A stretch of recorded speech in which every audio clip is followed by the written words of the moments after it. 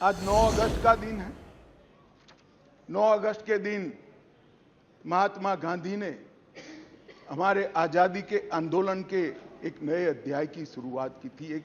उन्होंने नारा दिया था, अंग्रेजों भारत छोड़ो, क्विट इंडिया का नारा दिया था।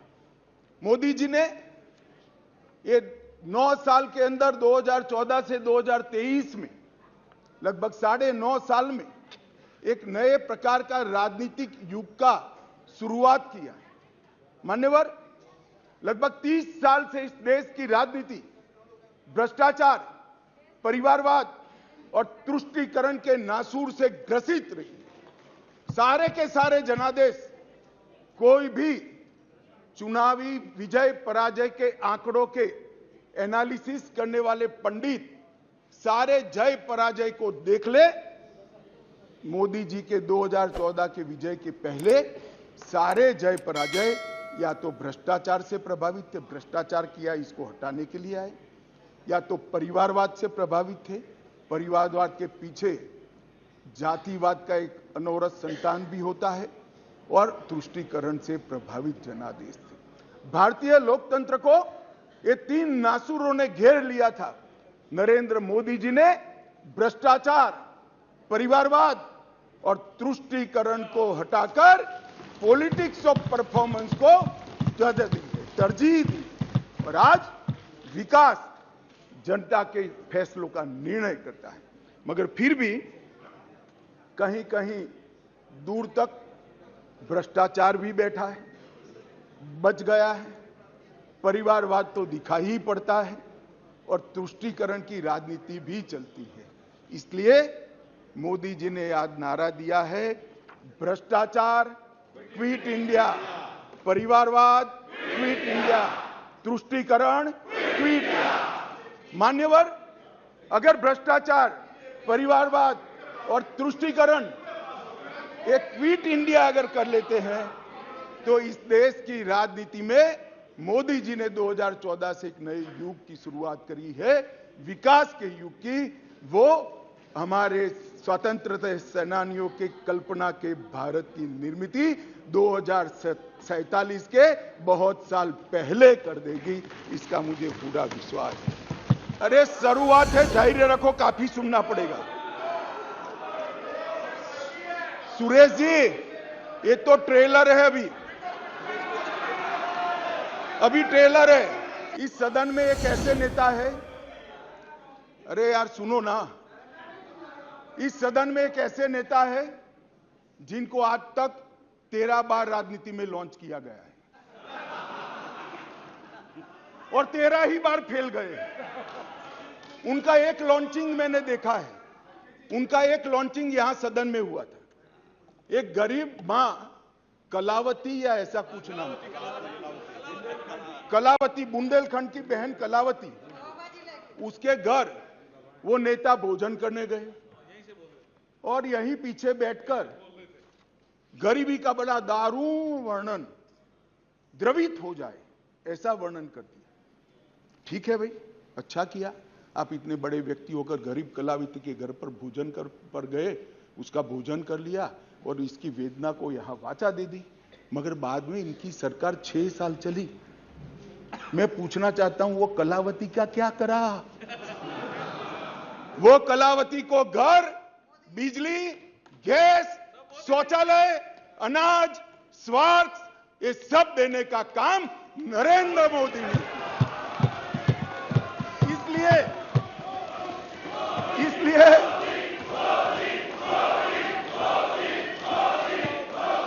इसलिए जिस कलावती के घर पर आप भोजन पर गए हो, इसी को भी मोदी जी पर अविश्वास नहीं है, वो आज मोदी जी के साथ है। 1999 में अटल जी की सरकार थी और अविश्वास प्रस्ताव आया मान्यवर। ये जो कांग्रेस ने किया वो हम कर सकते थे, क्योंकि 93 में नरसिम्हा राव जी ने देश के सार्वजनिक जीवन को एक एग्जाम्पल पूरा कर दिया था कि सरकार ऐसे भी बचाई जा सकती है, करोड़ों रुपया देकर भी बचाई जा सकती है। हम भी कर सकते थे, मगर हमने नहीं किया मान्यवर, हमने नहीं किया। हमने हमारी बात रखी। देश के प्रधानमंत्री अटल जी ने इसी सीट पर बैठकर अपनी बात रखी संसदों के सामने और जो कहा कि संसद का जो फैसला है मैं सर पर चढ़ाऊंगा, हमें कोई आपत्ति नहीं। मान्यवर, सिर्फ एक वोट से सरकार गई, सिर्फ एक वोट से। क्या हम यूपीए और कांग्रेस की तरह बचा नहीं सकते थे? बचा सकते थे, मगर मैंने कहा ना कि कई बार संकट के समय गठबंधनों और पार्टियों का चरित्र उजागर होता है।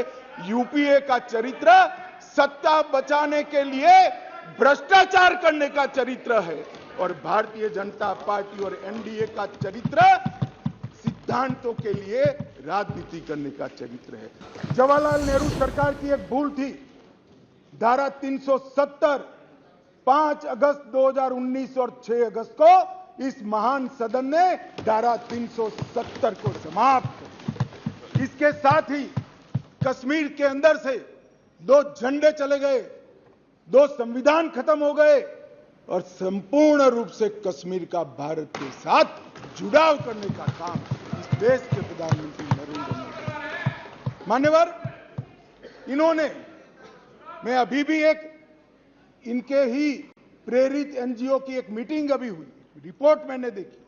क्या रिपोर्ट कहती है? हुर्रियत से चर्चा करो, जमीयत से चर्चा करो, पाकिस्तान से चर्चा करो।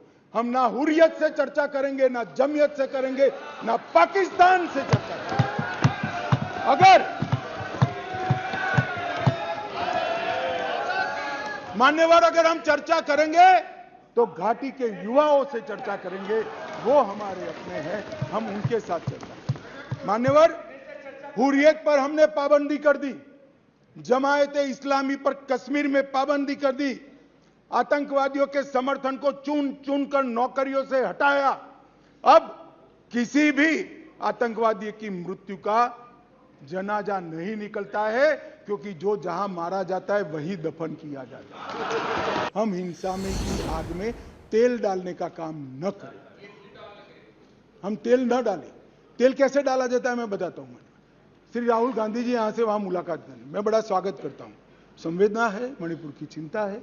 गए, एयरपोर्ट पर उतरे, उन्होंने कहा कि भाई हमें चूड़ाचांदपुर जाना है। ठीक है भाई, अगले दिन जाने वाले थे, पहले दिन कहा कोई बात नहीं, चाहिए आप जरूर जाना चाहिए। हमने कहा हेलीकॉप्टर से चले जाइए, कि नहीं मैं रोड से जाऊंगा। पुलिस ने रोकना पड़ा। फिर 3 घंटे तक ऑल इंडिया लाइव कराकर ये नाटक देश को दिखाया और फिर 4 बजे दूसरे दिन हेलीकॉप्टर से चले गए। भाई हेलीकॉप्टर से चले जाते तो क्या आपत्ति थी, हमने सुरक्षा की पूरी व्यवस्था की थी, परंतु इस प्रकार की काम करने के लिए वहां जाना, इसको पॉलिटिक्स कहते हैं गौरव जी। आप वहां जाते हैं तो कोऑपरेट करिए। चूड़ाचांदपुर जाने से कोई नहीं रुक रहा, हम हेलीकॉप्टर से भेज रहे हैं, आप जाना नहीं चाहते, नहीं मैं बाय रोड ही जाऊंगा। चलो बाय रोड जाना है, जनता को दिखाना है, तो फिर दूसरे दिन क्यों गए? दूसरे दिन भी न जाते, दूसरे दिन भी गए तो पहले दिन सत्याग्रह दिखाना था। भाई इस तरह की पॉलिटिक्स ऐसी विषम परिस्थितियों में मत करिए। क्या आप मानते हैं,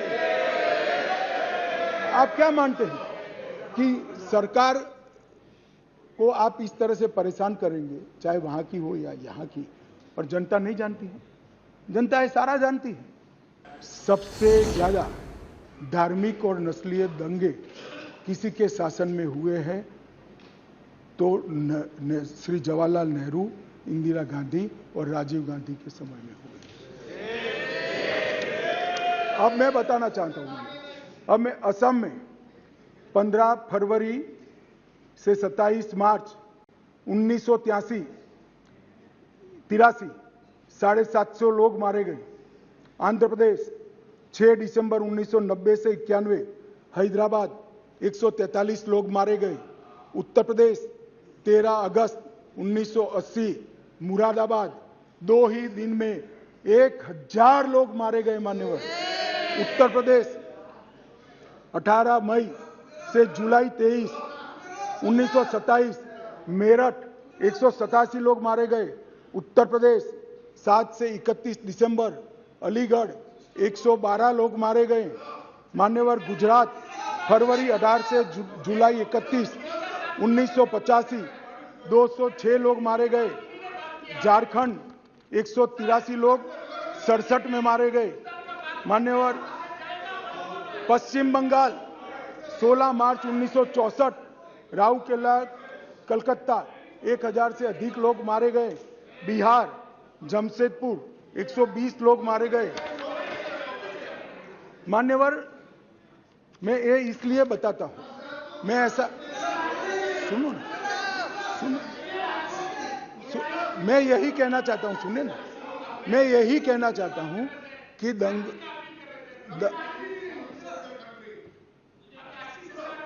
तो शांति की अपील में सहयोग धमकी से मानोगे? ऐसा करोगे कि मैं पढ़ूंगा तो शांति में सहयोग नहीं दोगे, ऐसा कहना चाहते हैं? शांति की अपील और इसका क्या लेन देन? मैं तो राजनीतिक जवाब दे रहा हूं आपका। मान्यवर, मैं इतना ही कहना चाहता हूं कि दंगे हर बार हुए, मगर दंगों को हमने कभी पार्टी के साथ नहीं जोड़ा। हमने कभी दंगों का जवाब देते हुए किसी गृह मंत्री को नहीं रोका है। हमने कभी सदन को बैन में नहीं लिया है। हमने कभी 15-15 दिन तक सदन की कार्यवाही को समाप्त नहीं किया है। हमने करा है तो विपक्ष में रहते हुए भी शांति की अपील का समर्थन किया है, शांति का समर्थन। मोदी जी ने दिल से दूरी कम करने का काम किया है और नॉर्थ ईस्ट को मेन स्ट्रीम में लाने का काम किया है। आज मैं कहता हूं, ऐसे भी प्रधानमंत्री है, मोदी जी को 9 साल हुए हैं, 15 साल और 18 साल प्रधानमंत्री रहे हुए लोग हैं इस देश में जिन पर इनको नाज है और हम पर अविश्वास है, मगर वो कभी 50 बार नहीं गए। मोदी जी 9 साल में 50 से ज्यादा बार नॉर्थ ईस्ट के अंदर। ये बताता है कि नॉर्थ ईस्ट इस देश का हिस्सा है, इसका कसब हमारे मन में। उत्तर प्रदेश से बड़ा भूभाग किस तरह से छोड़ दिया था, आगजनी, टेररिस्ट, नस्ली हिंसाएं, और आप हमारा हिसाब मांगते हो। बोलो मणिपुर में बताता हूं, मैं फिर बोलूंगा मणिपुर। मान्यवर, इन लोगों ने नॉर्थ ईस्ट के लिए कुछ नहीं किया, ना विकास किया है ना कुछ किया है। मैं पूरे देश को बताना चाहता हूं, इस देश के प्रधानमंत्री ने रात को 4 बजे भी मुझे फोन किया है और दूसरे दिन 6:30 बजे मुझे फोन से उठाया भी इस देश के प्रधानमंत्री ने। और ये कह रहे हैं मोदी जी ध्यान नहीं रख रहे। मान्यवर, 3 दिन तक लगातार हमने यहां से काम करने का काम किया। 16 वीडियो कॉन्फ्रेंस करी, 36,000 लोग सिक्योरिटी फोर्सेस सीएपीएफ के वहां पहुंचाए, वायुसेना के विमानों का उपयोग किया, चीफ सेक्रेटरी बदल दिया गया, डीजीपी बदल दिया गया, सुरक्षा एडवाइजर भेज दिया गया, चीफ सेक्रेटरी भारत सरकार ने भेजा, डीजीपी भारत सरकार ने भेजा, सुरक्षा एडवाइजर भारत सरकार। ये सब 4 तारीख की शाम को समाप्त हो गया था। 3 को हिंसा हुई, 4 तारीख को समाप्त हो गया था। और ये कहते हैं 356 क्यों ना लगाया? 356 तब लगती है जब हिंसा के समय राज्य सरकार कोऑपरेट न करे। हमने डीजीपी बदल दिया, उन्होंने भारत सरकार के डीजीपी को स्वीकार कर लिया। हमने चीफ सेक्रेटरी बदल दिया, उन्होंने भारत सरकार के चीफ सेक्रेटरी भेजे हुए चीफ सेक्रेटरी को।